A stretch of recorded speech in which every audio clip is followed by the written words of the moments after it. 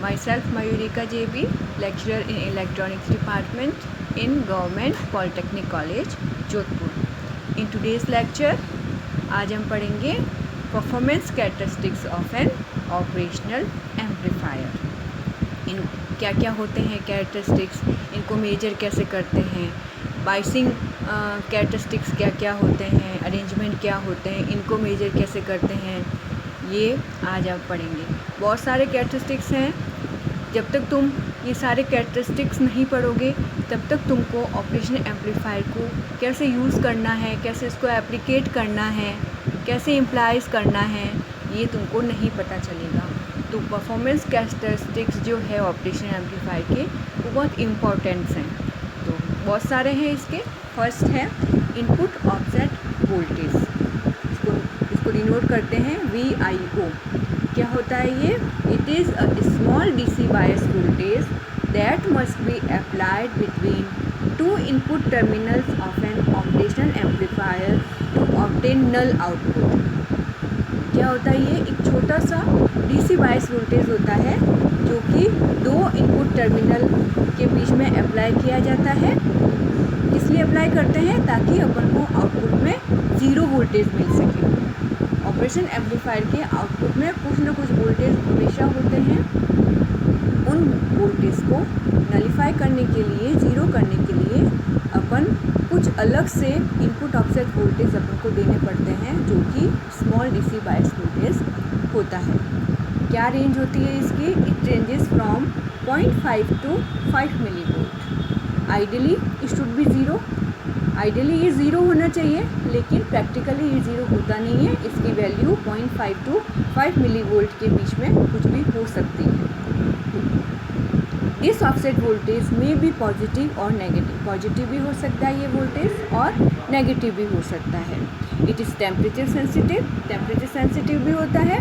Temperature कैसे sensitive? अगर temperature increase हो रहा है तो ये वोल्टेज भी या तो इंक्रीज़ होगा या डिक्रीज़ होगा, और अगर डिक्रीज़ हो रहा है टेम्परेचर तो उसके अकॉर्डिंग चेंज होगा voltage. It's absolute value is listed on the data sheet. इसकी जो एब्सोल्यूट वैल्यू है वो ऑपरेशन एम्पलीफायर के डेटा शीट में हमेशा दी हुई होती है. ठीक है. अगर इसको मेज़र करना है तो कैसे मेज़र करोगे? इस तरीके से ये सर्किट बनाया हुआ है. इस तरीके से तुमको ये सर्किट अरेंज करना है और फिर मेज़र करना है. ये ऑपरेशन एम्पलीफायर की IC है. पिन नंबर 3, पिन नंबर 2 पे एक VDC1 वोल्टेज लगाएंगे. यहाँ पे VDC2 DC2 वोल्टेज लगाएंगे रेजिस्टेंस के थ्रू, और इन दोनों को यहाँ पे ये ग्राउंड किया हुआ. आउटपुट पिन नंबर 6 से लेंगे. पिन नंबर 7 को 15 प्लस 15 वोल्ट देंगे और पिन नंबर 4 को माइनस 15 वोल्ट देंगे, और आउटपुट मेज़र करेंगे पिन नंबर 6 और ग्राउंड के बीच में. तो ये वाले इनपुट पिन नंबर 2 और पिन नंबर 3 जो कि नॉन इन्वर्टिंग इनपुट है और इन्वर्टिंग इनपुट है, इन दोनों के बीच का जो वोल्टेज है आउटपुट को ज़ीरो करने के लिए जो भी वोल्टेज इन दोनों के बीच में अपन को अप्लाई करने पड़ेंगे वो वोल्टेज कहलाएंगे इनपुट ऑफसेट वोल्टेज. ठीक है. तो क्या होते हैं इनपुट ऑफसेट वोल्टेज? क्या होंगे? VIO equals to VDC minus VD2. इन दोनों का जो डिफरेंस होगा, यहाँ पे अपन को कम से कम इतने voltage DC small voltage apply करने पड़ेंगे ताकि आउटपुट ज़ीरो हो जाए. तो इस प्रकार का वोल्टेज क्या कहलाएगा? Input offset voltage. ठीक है. नेक्स्ट कैरेक्टरिस्टिक्स है ऑपरेशन एम्पलीफायर का input offset current. This is represented by IIO. ठीक है. इट इज़ क्या होता है ये? It is the algebraic difference between the bias currents in the inverting and non-inverting terminals with the output voltage at 0 volts. क्या है ये? क्या होता है? बायस करंट्स के बीच का अलजेब्रिक डिफरेंस है. कब? जब अपन इन्वर्टिंग और नॉन इन्वर्टिंग टर्मिनल्स के बीच में वोल्टेज अप्लाई करते हैं आउटपुट को 0 वोल्ट प्राप्त करने के लिए. तो उस वक्त जो इनपुट में, दोनों इनपुट में करंट फ्लो होती है, वो वाली उन करंट का अलजेब्रिक डिफरेंस क्या कहलाता है? Input offset current. It lies in the range of 1 to several hundreds micro amperes. इसकी रेंज क्या होती है? 1 to several hundred micro amperes. It comes and it causes an output of op-amp in the absence of an input. मतलब अगर input अगर अपन नहीं भी दे रहे हैं ऑपरेशन एम्पलीफायर में तो भी आउटपुट में कुछ न कुछ करंट फ्लो होता है इस तरीके की. ये क्या होता है? Input offset current. This is all about input offset current. तो इसको किस तरीके से डिनोट करेंगे? IIO is equal to algebraic difference of IB1 minus IB2. ये इसका सर्किट डायग्राम है. यहाँ पे IB1 फ्लो हो रही है पिन नंबर 3 में और यहाँ पे IB2 फ्लो हो रही है पिन नंबर 2 में. ये वाला आउटपुट है. ये हमें यहाँ पे 12 बार सप्लाई दी हुई है. तो इस तरीके से इसको मेज़र करेंगे इनपुट ऑफसेट करंट को. नेक्स्ट परफॉर्मेंस कैरेक्टरिस्टिक्स है ऑपरेशन एम्पलीफायर का input bias current. It is represented by IB. क्या होता है ये? It is the average of the bias currents that flowing into the inverting and non inverting terminals of operational amplifier with zero output voltage. It is ranging from 1 nano ampere to 1 micro ampere. इसको mathematically कैसे show करेंगे? IB equals to IB1 plus IB2 upon 2. IB1 and IB2 क्या है यहाँ पे? Are actually the base currents of the first differential amplifier stage. जब तुमने block diagram पढ़ा था ऑपरेशन एम्पलीफायर का, तो ऑपरेशन एम्पलीफायर में फर्स्ट स्टेज में क्या यूज़ करते हैं? Well input balance output differential amplifier configuration use करते हैं. तो IB1 और IB2 क्या है? इनके तो यहाँ पे डिफरेंशियल एम्पलीफायर में क्या होता है अपन पढ़ चुके हैं. ट्रांजिस्टर 1 और ट्रांजिस्टर 2 यूज़ करते हैं. तो ट्रांजिस्टर 1 में जो बेस करंट फ्लो हो रही है वो IB1 है और ट्रांजिस्टर 2 में जो बेस करंट फ्लो हो रही है वो IB2 है. इन दोनों का एवरेज जो होगा वो क्या कहलाता है? Input bias current IB. ठीक है.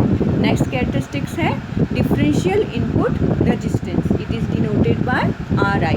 It is the equivalent resistance that can be measured at either the inverting or non-inverting terminal with the other terminal connected to ground. क्या है ये? equivalent resistance है जो कि कहाँ पे मेजर किया जाता है? या तो नॉन इन्वर्टिंग टर्मिनल और ग्राउंड के बीच में मेजर किया जाता है या फिर इन्वर्टिंग टर्मिनल और ग्राउंड के बीच में मेजर किया जाता है. ठीक है. डेटा शीट में इसकी वैल्यू क्या दे रखी होती है? 2 mega ohm. For 74 IC it is high approximately 2 mega ohm. ये जो वैल्यू है डेटा शीट में दी हुई होती है 741 नाम की IC के लिए. और ये 741 IC किसकी है? ऑपरेशनल एम्पलीफायर की. इसी के बारे में तुमको सब कुछ पढ़ना है. ठीक है. नेक्स्ट कैरेक्टरिस्टिक्स है input capacitance. It is denoted bye CI. ये क्या होता है? It is the equivalent capacitance that can be measured at either of the two input terminals with the other terminal grounded. ये भी सेम इनपुट रेजिस्टेंस जैसे ही है. Capacitance भी कैसे मेजर करते हैं? क्या होता है? किसके इक्विवेलेंट होता है? इक्विवेलेंट कैपेसिटर जो कि किसके बीच में मेजर किया जाता है? या तो नॉन इन्वर्टिंग टर्मिनल और ग्राउंड के बीच में या फिर इन्वर्टिंग टर्मिनल और ग्राउंड के बीच में मेजर किया जाने वाला कैपेसिटर इनपुट कैपेसिटेंस कहलाता है. The typical value of CI is 1.4 picofarad for the IC 741. ठीक है. नेक्स्ट कैरेक्टरिस्टिक्स है output offset voltage adjustment range. Output offset voltage क्या होता है ये? It is the value of output voltage without any input voltage. अगर अपन input में कोई भी वोल्टेज अप्लाई नहीं कर रहे हैं तो आउटपुट में कितने वोल्टेज आ रहे हैं वो वैल्यू होती है क्या? Output offset voltage. The output offset voltage adjustment range is the range through which input offset voltages can be adjusted by vary the potentiometer. ये एक तरह की रेंज है जो कि क्या करते हैं, जिसके द्वारा अपन इनपुट वोल्टेज को एडजस्ट कर सकते हैं. और एडजस्ट किससे करते हैं? पोटेंशियोमीटर को वेरी करके. ठीक है. The 741 family of operation amplifier has a special feature of offset voltage null capability. In this 741 op-amp pin 1 and pin 5 are marked as offset null for the above said purpose. The output offset voltage can be reduced to 0 by varying potentiometer. Potentiometer की value क्या हो सकती है? Usually 10 kilo ohm. कहाँ पे connect करते हैं इसको?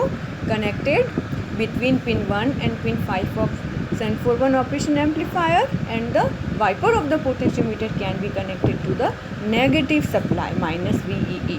For the 741C, the offset voltage adjustment range is plus minus 15 millivolt. ये रेंज कितनी होती है 741 IC के लिए? प्लस माइनस 15 मिलीवोल्ट होती है। इस तरीके से तुमको अगर ऑफसेट वोल्टेज एडजस्टमेंट रेंज तुमको मेज़र करनी है, इस तरीके से सर्किट अरेंजमेंट करेंगे। इसमें से पिन 1 और पिन 5 के बीच में अपन ने एक 10 किलो ओम का पोटेंशियोमीटर लगाया है और इसका वाइपर अपन कनेक्ट कर रहे हैं minus 5 volt, that is minus VEA से। पिन नंबर 6 से आउटपुट लिया है और इन्वर्टिंग इनपुट टर्मिनल और नॉन इन्वर्टिंग टर्मिनल को अपन ने यहाँ पे ग्राउंड कर दिया है और इसको डुअल पावर सप्लाई दे दी है।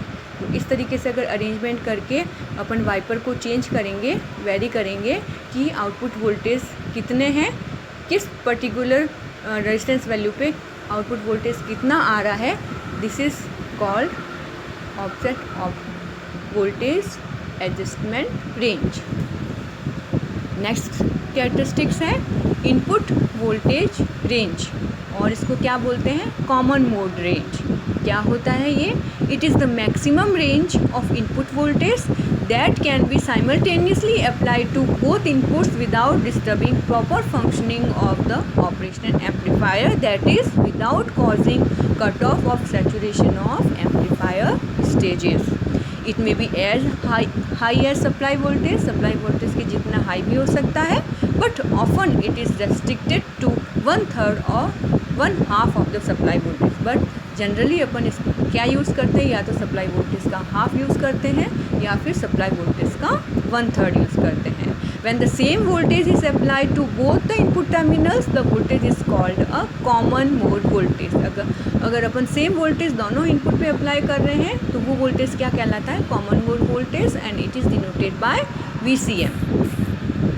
ठीक है, and the output operational amplifier is said to be operating in a common mode configuration. और इस तरीके से अगर अपन कनेक्शन करते हैं तो ये पर्टिकुलर अरेंजमेंट क्या कहलाता है? Common mode configuration of the operational amplifier. This configuration is used only for test purposes to determine the degree of matching between the two input terminals. इस तरीके का जो कॉन्फ़िगरेशन अपन कहाँ किसके लिए यूज़ करते हैं? टेस्ट पर्पस के लिए यूज़ करते हैं। और क्या डिटरमाइन करने के लिए? दो इनपुट टर्मिनल्स के बीच में कितनी मैचिंग है उसकी डिग्री को डिटरमाइन करने के लिए अपन इस तरीक़े का कॉन्फ़िगरेशन यूज़ करते हैं। For the 741C this range is plus minus 13 volt maximum. 741C के लिए maximum range, common mode range क्या हो सकती है? Plus minus 13 volt. और ये इसका सर्किट अरेंजमेंट है। इन दोनों को अपन ने सेम वोल्टेज दिया है। कॉमन मोड वोल्टेज कितना? प्लस माइनस 13 वोल्ट दिया है पिन नंबर 3 और pin number 2, that is inverting और नॉन इन्वर्टिंग टर्मिनल को, और यहाँ पे ये आउटपुट मेजर किया है। तो इस तरीके का जो कॉन्फ़िगरेशन क्या कहलाता है? ऑपरेशनल एम्पलीफायर का कॉमन मोड कॉन्फ़िगरेशन। ठीक है, आज अपन इतना ही करेंगे। बाकी के परफॉर्मेंस कैरेक्टरिस्टिक्स अपन नेक्स्ट क्लास में पढ़ेंगे। This is all about in today's lecture. Thank you.